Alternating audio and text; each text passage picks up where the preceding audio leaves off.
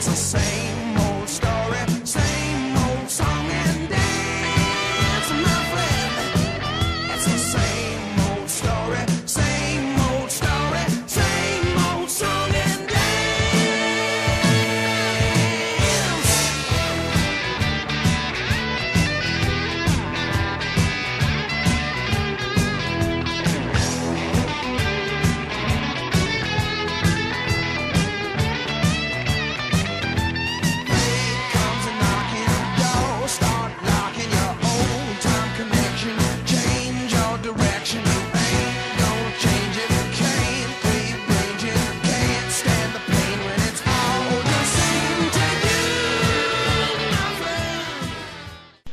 This next chapter begins with our hero waking up. Anyone notice a pattern here? We're treated to an offhand line about how painful Garo's death is for him, although clearly not that painful since it's hardly ever brought up again.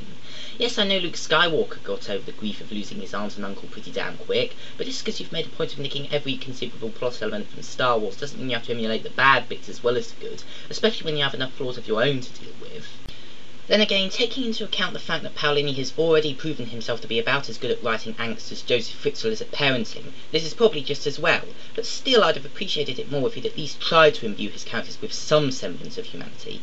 Instead, what we get is more walking, and camping, and sparring, and a seemingly random scene in which Brom, while trying to light a fire, mentions the word Brissinger, which later turns out to be a Chekhov's gun.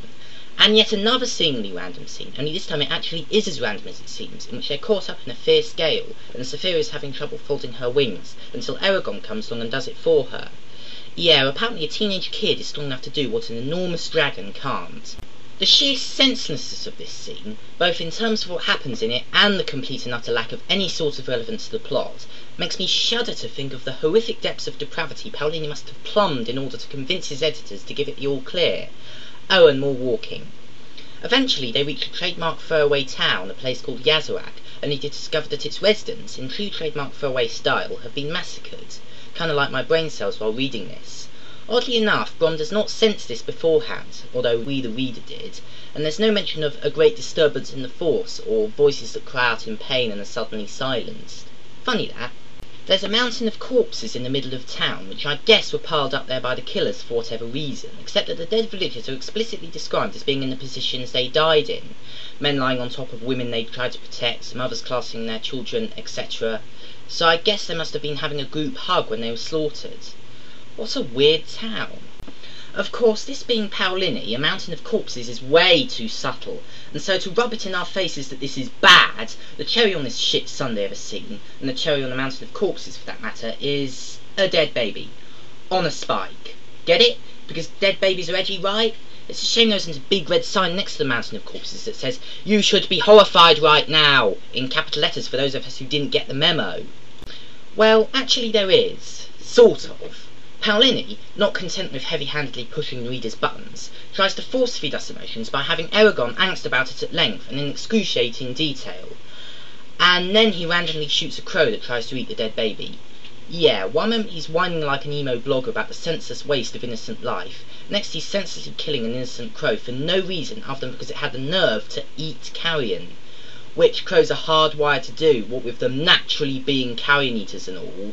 Fact. Crows are some of the smartest creatures on the planet, up there with dogs and dolphins. They can use tools, for Christ's sake, and yet they're dark and scary and eat carrion, and this automatically makes them evil, despite being animals and therefore completely outside the human moral spectrum, and worthy of death simply for being alive. Eragon then has a run-in with two of the stupidly named orc wannabes from the prologue, who it turns out are responsible for the massacre.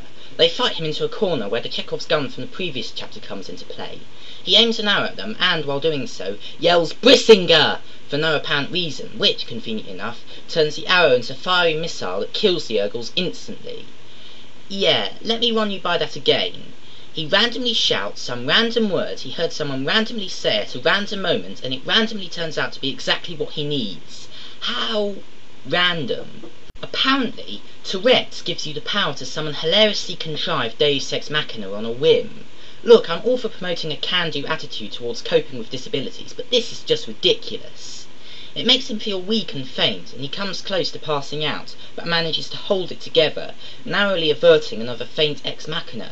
Later, after they have left Yazarak, Brom explains to Eragon that Brisingo is a word from an ancient language meaning fire. This language, which forms the basis for magic in this world, has a true name for everything, and knowing something's true name gives you power over it, which is why Eragon was able to control fire. It's a brilliant concept, or at least it was in A Wizard of Earthsea by Ursula Le Guin, which is where it was first used. If you're hoping for another profane rant decrying Paolini's egregious bootlegging, you'll be in for a disappointment, because it has reached the extent at which there is simply nothing left to say. Truly, there is no curse in Elvish, Entish, or the tongues of men for this scandal. Except one, and that is Belgium. Oh yeah, I went there, and I'm not afraid to do it again. That's right, this book is Belgium! From here on, the narrative resumes its traditional cycle of walking, camping and sparring interspersed with occasional exposition. We also learn that it's very rare for anyone to discover magic purely by accident the way our hero did, and no one has ever learnt how to use it so well at such an early age. Mary Sue, thy name is Eragon. Brom trains him to master magic, and these sessions quickly become another staple of the journey's strict routine. So now, instead of walk, talk, camp and spar, it goes walk, talk, camp, spar and magic train, broken only by some filler where they stop off at another village and meet some people who've also had run-ins with Urgles. Then it's back to walk, talk, camp, spar and magic train ad nauseum. At first I thought that Paolini's obsession with this formula must mean he had OCD, but then I realised that that couldn't be the case, because OCD is a neurological disorder, and Paolini doesn't have neurons. Eventually we get to a mildly interesting chapter in which Eragon takes a ride on Saphira. Not only is it surprisingly well written by the standards we've come to expect, it's one of those all-too-rare moments where Paolini builds upon or explores in depth the relationship between Eragon and Saphira, which, might I remind you, is ostensibly the emotional crux of the story, and yet is barely touched upon otherwise. My favourite bit is when the intense bond Eragon shares with Saphira allows them to mind meld so he can see the world through her eyes as she sees it, which is blue. The fact that the author himself is red-green colourblind makes this all the more interesting. Unfortunately, the effect of the scene is muted by Eragon asking Saphira if she always sees this much blue. What, did you think her eyes have colour filters she can turn on and off or something? Shortly after landing, Eragon conveniently stumbles across a flask with the Razak's insignia on it and discovers that it contains an extremely rare magic oil that dissolves flesh, which is how they tortured Garrow. However, there's no mention of it being volatile, so it still doesn't explain how they're able to blow up the farm without explosives or magic. He suggests that they go to the port of Tium, where the oil was shipped into Ormalgasia, and check out the records so they can use them to track down the Razak. They set off for Tium, which I'll deal with next week, or next month, or whatever. Until then, thanks for watching, and goodbye! I never died before.